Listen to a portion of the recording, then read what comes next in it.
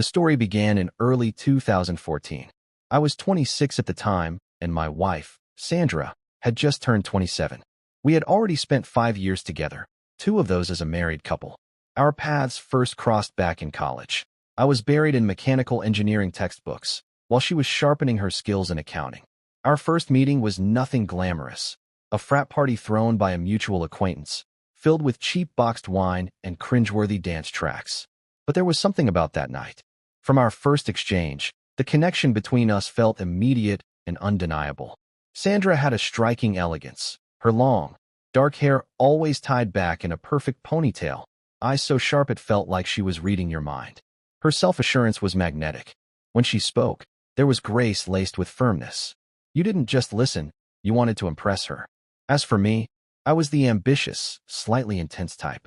People often mistook me for being older, probably because I always carried myself with the weight of someone trying to outrun his own expectations. Despite our differences, we became inseparable quickly. By the end of our first year together, I was already thinking of marriage. To me, Sandra represented everything I wanted in a life partner: smart, confident, and someone who would push me to rise above myself. She wanted stability and success. I promised her I'd build that future for us, whatever it took. But as anyone who's been married will tell you, it's not just about 2 people. It's about the families that come attached. And Sandra's mother, Isabella, made sure we never forgot that. From the moment I first met Isabella, she made her disapproval abundantly clear. She carried it like some kind of aristocratic badge, head high, smile thin, eyes critical. It didn't matter that I brought her flowers, helped around their house, or treated Sandra like a queen. To her, I was an outsider, some ambitious stray who had the nerve to court her daughter. I'll never forget our first dinner together. Isabella sat across the table, studying me with the intensity of a prosecutor. After a long silence, she turned to Sandra and said, "My dear, you could have done far better." Just like that. That was her real way of saying hello. To her, I didn't have the refinement she expected for her daughter. Apparently, a mechanical engineer didn't measure up to the kind of gentleman she imagined her accountant daughter marrying. But despite her snubs and underhanded comments, I married Sandra anyway, and in doing so, it felt like I'd won something. Her father, Marco, was barely a presence. He always lingered in the background, quiet and careful, like someone who knew better than to challenge his wife's dominance. He'd make polite small talk, weather, gardening, the usual, but you could tell his heart wasn't in it. He was just trying to stay out of Isabella's line of fire. Sandra also had an older sister, Serena, who had a more delicate demeanor. Married to a man named Arnold, Serena was the quiet, slightly fragile type, the kind of person who always seemed to be apologizing without speaking. Everyone knew she had been struggling to have children for years. It was the unspoken grief that hung over family gatherings. Sandra and I had agreed early on that kids could wait. We had goals: paying off our mortgage, traveling, advancing in our careers. "We've got time," Sandra used to say with a confident toss of her hair. "Babies can come later." And truth be told, I liked that plan. I wasn't against fatherhood, but I wasn't in any rush either. I had ambitions, and I wanted to make my mark before settling into diapers and sleepless nights. But everything changed about a year into our marriage. The shift came unexpectedly. Isabella had taken a minor fall and spent 2 nights in the hospital. The doctor's advice was simple: rest and no stress. But to Sandra, it might as well have been a life or death situation. The moment she got the call, she went into a full-blown panic. And in hindsight, I understand why. Isabella had spent years drilling into her daughter's minds that a woman's legacy was tied to motherhood, that giving birth was her highest form of value. Sandra camped at her mother's bedside like it was a vigil. I visited with flowers, offering what little warmth I could. Isabella barely acknowledged me. If she said anything, it was to throw shade. "Doesn't your firm keep you occupied? Or you have time to stand around, but not to give me grandchildren?" Every word was a dig. About my career, about my priorities, about me. It was relentless. When she was finally discharged, Isabella's guilt trips escalated. The "no grandchildren" speech became a regular feature at family events. But none of that compared to what happened at Marco and Isabella's 30th wedding anniversary. They hosted a massive party, formal wear, fancy ballroom, champagne flowing. And under the guise of a toast, Isabella commandeered the microphone and delivered a monologue worthy of a soap opera. She spoke about her failing health, about her fear of dying without ever becoming a grandmother. Right on cue, Serena burst into tears. Through sobs, she confessed that she and Arnold had tried every fertility treatment imaginable, and nothing had worked. The emotional toll had broken her. Arnold, standing like a statue behind her, didn't say a word, just clenched his jaw and stared ahead. Then Isabella, ever the dramatist, added, "If Sandra keeps waiting, I may never live to see a grandchild." She said it while shooting daggers in my direction, as though I were personally responsible for her unfulfilled dream. That night planted seeds that would later grow into something unthinkable. The car ride home after that party was suffocating. Sandra stared out the window, her face pale and tear-streaked, whispering about how she couldn't shake the image of her mother lying helpless in that hospital bed. What if she never gets to hold a grandchild? She murmured. What if Serena never becomes a mother? I reached over and gently took her hand, keeping my tone calm. We have time. There's no rush. But inside, I was wrestling with something darker. I had grown to value our independence, the freedom, the quiet. I didn't want to admit it out loud, but the idea of being forced into fatherhood to appease someone else's guilt made me resentful. Not just of Isabella, but of Sandra, too. Over time, that resentment began to fester. Despite how much I loved Sandra, I felt increasingly boxed in. I was doing well at my firm, climbing the ladder steadily. I wasn't ready to let that momentum die in a nursery full of diapers and sleepless nights. But it wasn't just about ambition anymore. Every time Isabella brought up grandchildren, or worse, blamed me for their absence, I could feel something boiling inside me. And it didn't help that Sandra never defended me. Never once did she tell her mother to back off. Instead, she'd go quiet or change the subject. I started to feel isolated in my own marriage, like I was the only one still trying to maintain boundaries. The worst part? I knew I was becoming bitter. I started letting my sarcasm get the best of me. When Isabella came over unannounced one afternoon, while Sandra was upstairs napping, she walked into our home like she owned the place. "Why is this living room always in such disarray?" She sneered, scanning the space as if searching for flaws. I didn't even stand up. "Maybe if you called before barging in, I'd have time to impress you," I replied flatly. She glared. "Such arrogance. I don't know how my daughter tolerates it." It took everything in me not to snap, but I bit my tongue. I wasn't about to argue with her in my own home, not with Sandra upstairs. Eventually, she huffed and left, slamming the door behind her. But the tension never left. It sat in the walls like mold, creeping through every quiet moment. As the months passed, the pressure mounted, but no one said the obvious part out loud. Sandra and I stopped discussing kids directly. Instead, little comments would slip through. Offhand remarks about her mother's fragile health, or new experimental fertility treatments Serena was bravely trying. I ignored most of it. I was tired of being blamed, tired of dodging emotional traps, tired of pretending that I was the bad guy for not rushing to become a father on command. And then came the call that shook everything loose. It was a quiet Saturday afternoon. I had just gotten back from the gym, and Sandra's voice on the phone was trembling. "Alex, I'm at the hospital. It's Serena." I froze. "She tried to hurt herself," Sandra whispered. The air left my lungs. "She overdosed," she added. "They're pumping her stomach. I don't know if she's going to make it." I didn't hesitate. I grabbed my keys and left. When I arrived at the hospital, Sandra's eyes were red from crying. Isabella was off to the side, rigid as stone, arms folded and face blank. Arnold paced nearby, a storm brewing in his expression. I pulled Sandra aside. "Is she going to be okay?" "They say physically, yes," she answered, barely audible.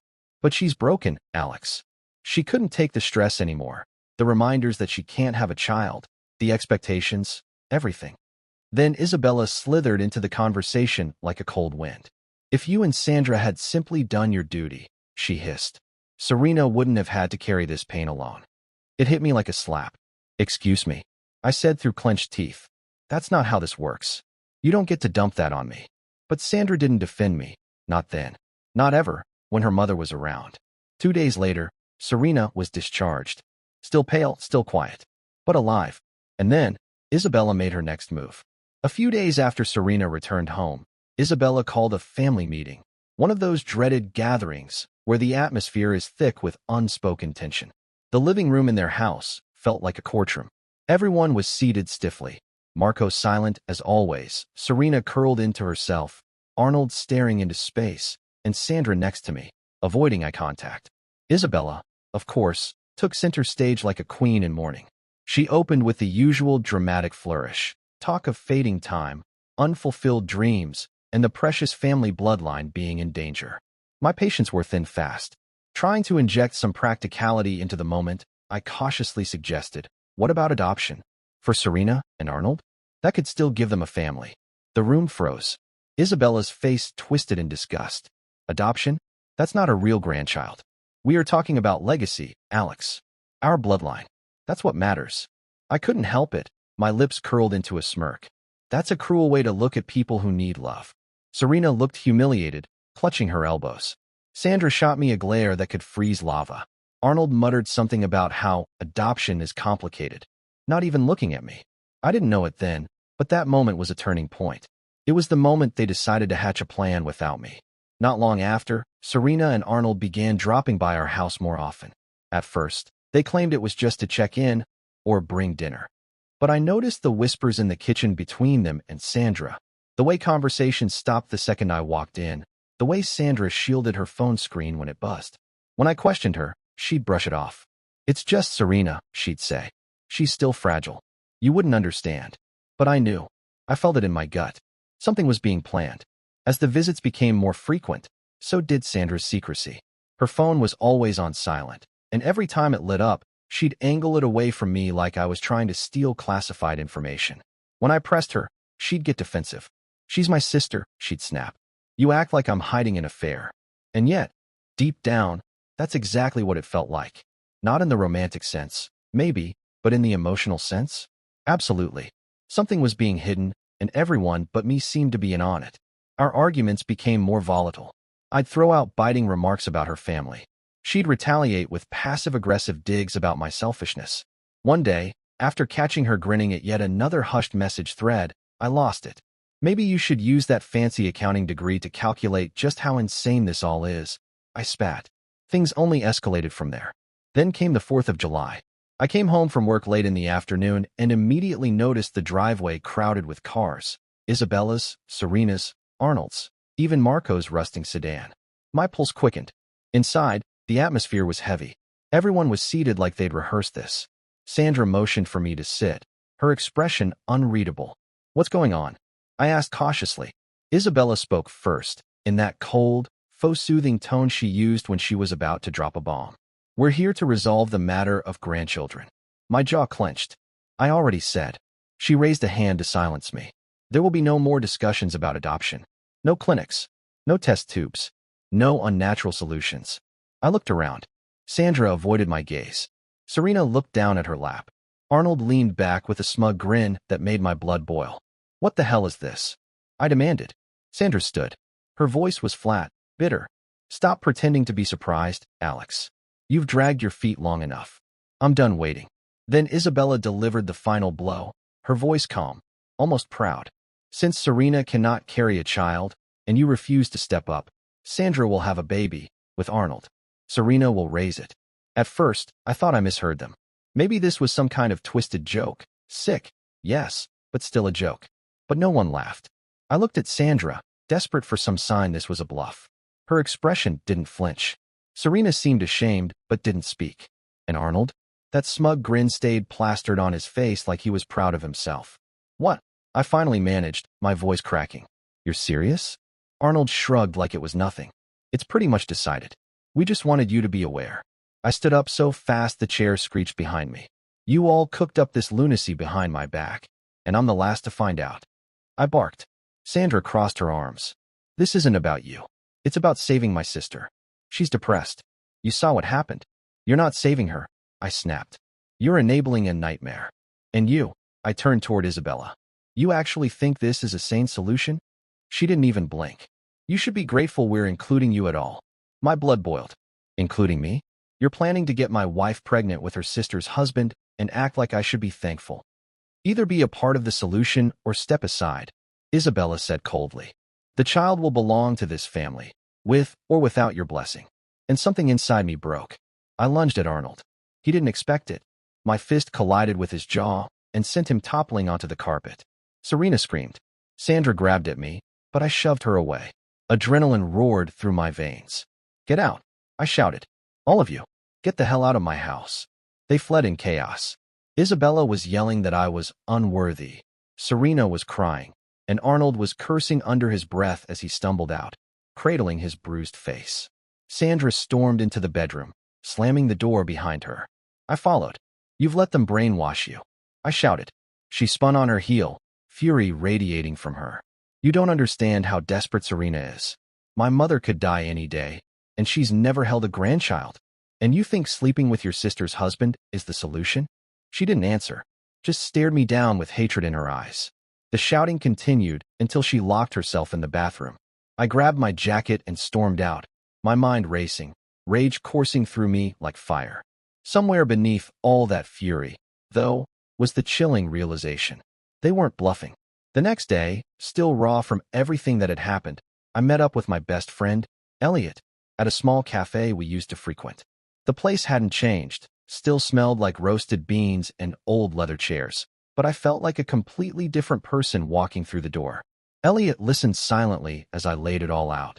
The betrayal, the insane plan, the ambush at my own house. His eyes widened with every word. Holy hell, man, he finally said. That's beyond messed up. Yeah, I muttered, staring into my untouched coffee. You think I'm overreacting? Overreacting? Alex, they tried to turn your marriage into a fertility contract. You need to leave. Get some space. Separate yourself from all of that. I scoffed. You want me to let them win? No, he said firmly. I want you to survive. His words stuck with me. That night, I couldn't sleep. My thoughts were racing with dark ideas. Revenge, sabotage, humiliating Arnold, exposing Isabella. I fantasized about dismantling everything they cared about. My anger was turning into something dangerous. And then, just as I was trying to crawl out of that pit, Sandra dropped another bomb. When I came home the next evening, she was sitting at the dining table, red-eyed and clearly shaken. My mom's in the hospital again, she whispered. She collapsed. Dizzy spell. I folded my arms. So? Her eyes widened in disbelief. I mean it, I said coldly. Let her rot. She deserves every bit of it. How can you say that? She snapped, voice cracking. She's still my mother. She's also the mastermind behind this freak show, I said, my tone sharp as glass. And you? You went along with it. Tears started to fill Sandra's eyes, but I didn't care. I was too far gone. You're talking about giving your body to your sister's husband like it's a noble sacrifice, I growled. You're no better than her. That was the moment she slapped me. The sting was sharp, but I didn't move. I didn't raise a hand in return. I just stood there, breathing hard, fists clenched at my sides. Defend her if you want, I said through gritted teeth. But just know, you're exactly like her now. She stared at me, tears streaming down her face. Then she walked out. For the next several days, we became strangers living under the same roof. We barely spoke, and when we did, it was a cold exchange of glances and snide remarks. I kept to my side of the house, buried in work or out with Elliot.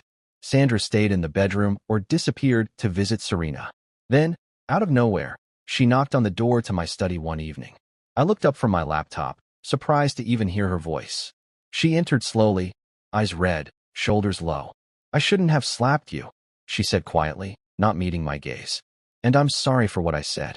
I leaned back in my chair, arms crossed. Why the change of heart? Sandra sighed. Serena's on suicide watch again. Mom's still in the hospital, and now she's blaming me for not being pregnant. Everyone's turning to me to fix this. I studied her face. There was real exhaustion there, but still that same old entitlement, too. The tilt of her chin said it all. She still felt like the one carrying the family's burden, and she expected me to help shoulder it. You're clearly overwhelmed, I said. But tell me the truth. Do you regret agreeing to that plan with Arnold? She hesitated. Mom thinks it's the only option, she said eventually. I'm not even sure what I think anymore. I exhaled slowly.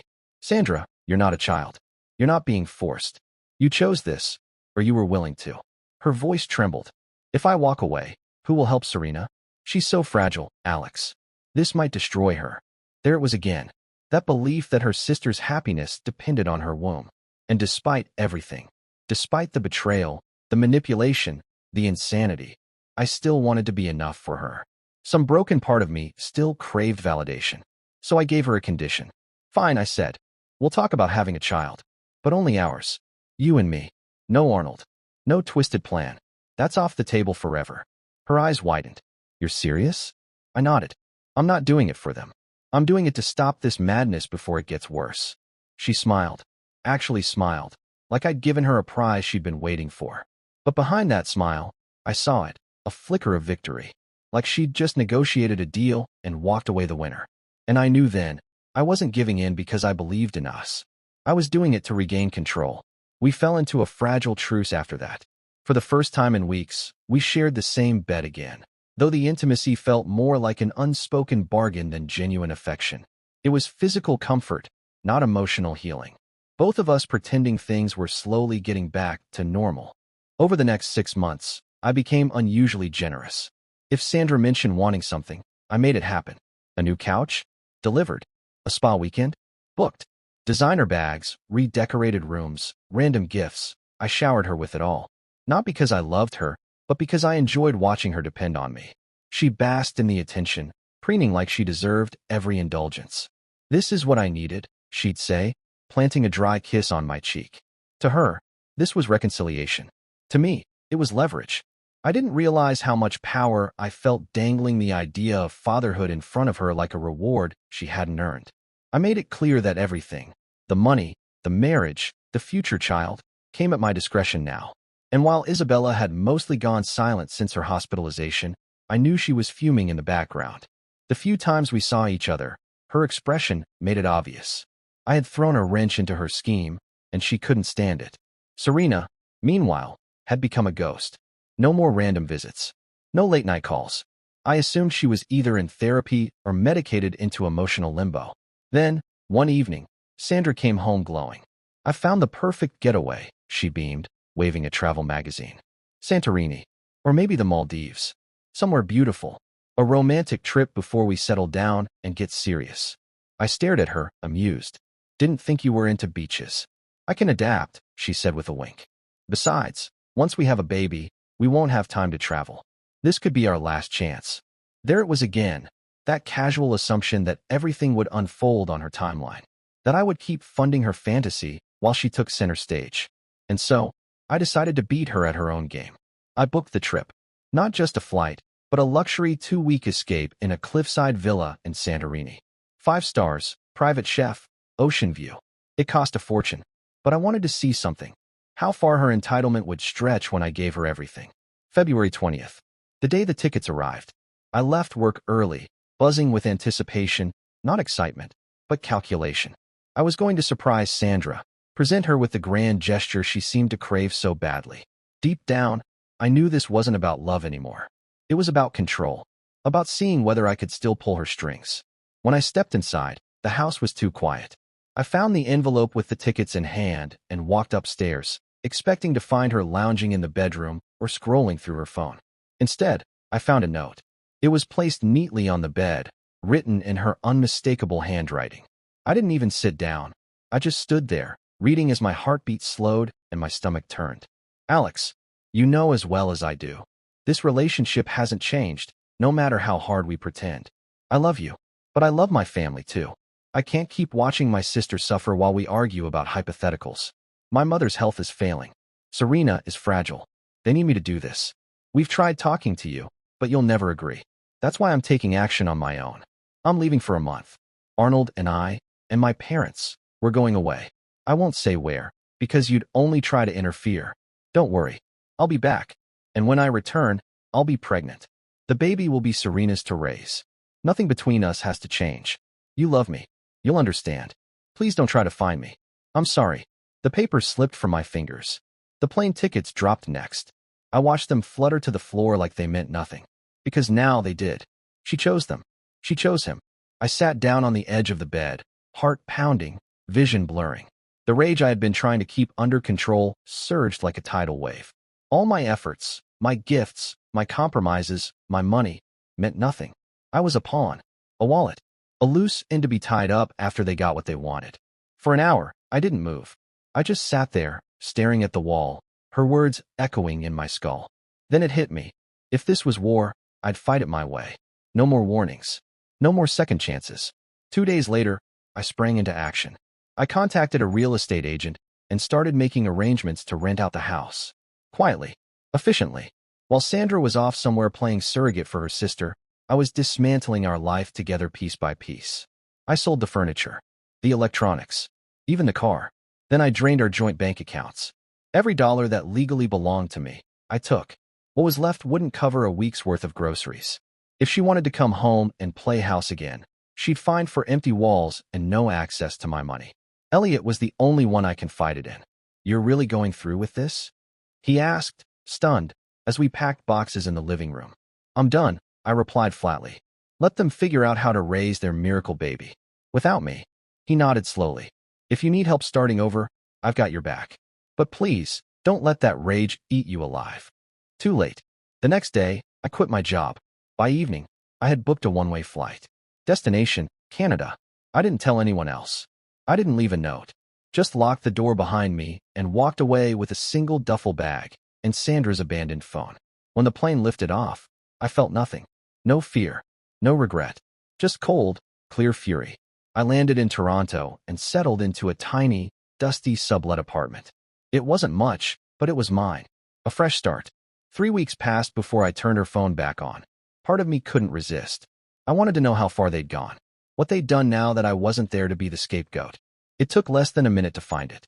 A WhatsApp group titled Baby. And the latest message from Serena. It finally happened. After more than 20 tries, we're going to have a grandchild. There were photos attached. Arnold, shirtless, grinning. And Sandra, my wife, sweaty, glowing, barely dressed, posing beside him. Another image, a pregnancy test. 2 pink lines. That was it. Proof. Confirmation. Betrayal captured forever.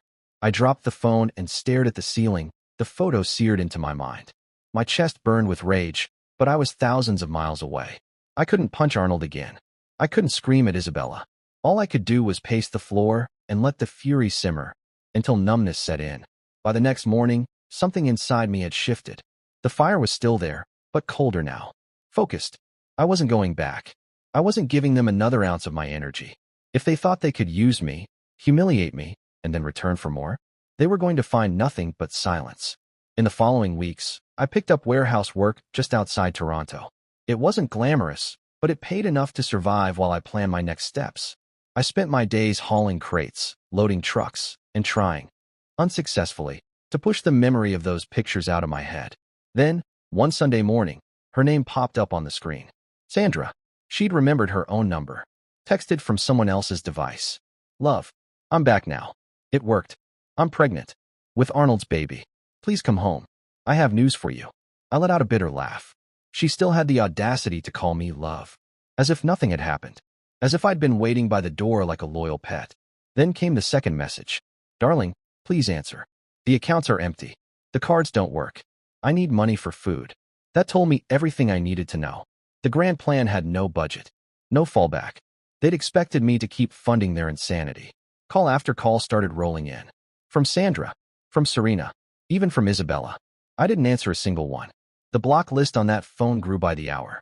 Then, unbelievably, my own father called. I picked up, reluctantly. "Alex," he said gently, "your mother's worried. Sandra's been trying to reach us. She said you ran off. She says you abandoned her with no money." I exhaled slowly. "Dad, she got pregnant. With Arnold. For Serena. With full support from Isabella. I didn't abandon anyone. I escaped."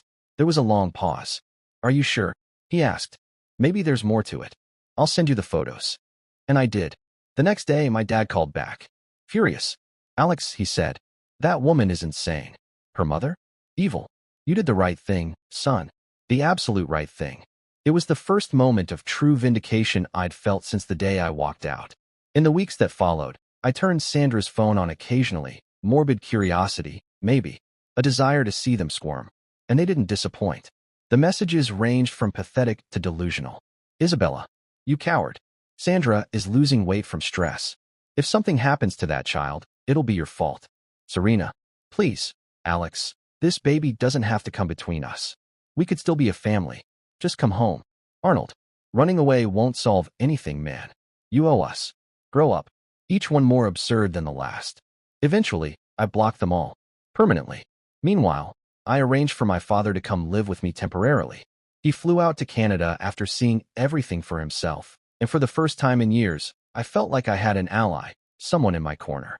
With his encouragement, I brushed off the dust from my engineering degree and applied for better jobs. Eventually, I landed a solid role in Montreal. It paid well, the city gave me peace, and I moved into a loft that didn't remind me of anyone. Canada became my refuge, my proving ground, a place to rebuild not just my life, but my identity. Several months later, I filed for divorce. Elliot's old friend, a lawyer in Vancouver, agreed to take the case after hearing the full story. He was stunned by the evidence, Sandra's handwritten note, the WhatsApp screenshots, the photographs. We had everything we needed. Legally, morally, emotionally, I was in the clear. Then came an unexpected twist. Elliot messaged me one evening with news. Sandra lost the baby. A miscarriage. Whether from stress or complications, no one could say. I didn't feel relief or grief, just finality. Apparently, Isabella spiraled, blaming me for Sandra's collapse. Serena turned on Sandra, accusing her of ruining everything. The family unit that had tried to control me was now cannibalizing itself. And then, nearly a year after I vanished, it happened. A video call. Unknown number. On my new phone. On a whim, I answered. And there she was. Sandra appeared on the screen like a ghost of the woman I once knew. Her skin was pale, her cheeks sunken, eyes dull with exhaustion. She looked like she'd aged 10 years in less than one. "Alex," she breathed. "Please don't hang up." I said nothing. My camera stayed off. I wasn't giving her that much. She swallowed hard. "I lost the baby. They had to do emergency surgery. I can't ever carry again." Her voice cracked. "I've cut ties with all of them. My mom, Serena, Arnold. None of it was worth it. I was wrong. So wrong." She began to cry. For a moment, a strange silence filled the space between us. I didn't feel pity. I didn't feel rage either. Just detachment. A deep, hollow calm. Finally, I spoke. "You made your choices, Sandra. You mistook my love for submission. You tried to break me for their approval." She sobbed harder. "I know. I was arrogant. I was cruel. I thought I was doing what was best. I thought I could fix everything. You broke everything." I replied flatly. "And now you get to live with that." Her eyes pleaded with me. "Can't we fix this? Can't we try again?" I let out a slow, cold laugh. "Fix what? The part where you left me to get pregnant with your sister's husband? The part where you wanted me to smile and support it?" She didn't answer. I continued. "I hope your mother never sees a grandchild. I hope Serena never forgives you. And I hope you carry that guilt for the rest of your life." Sandra covered her face, weeping. "My doctors say I may never fully recover. I have no one left." I stared at the screen a moment longer. Then I ended the call. Blocked the number. That was the last time I ever heard her voice. The divorce was finalized in late 2019. My lawyer ensured it was clean and merciless. Sandra walked away with almost nothing. I was legally required to pay her a single year of minimal alimony, court-ordered and non-negotiable. After that, nothing. No assets, no joint accounts, no safety net. Just her, alone, exactly how she'd left me. Then came 2020. The world shut down.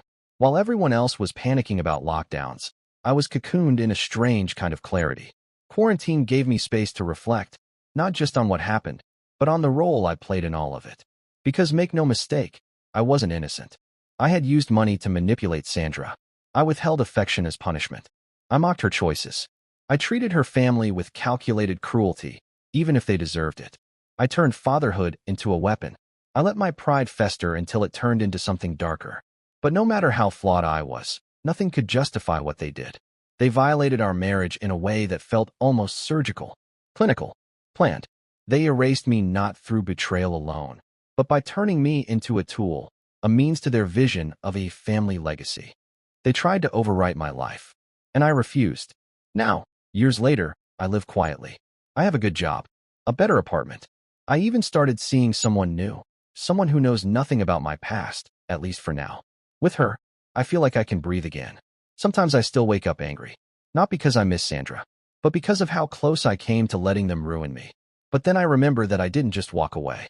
I escaped, and I built a life that's mine, and mine alone. If this story shocked you or kept you hooked, don't forget to hit that like button. It really helps the channel.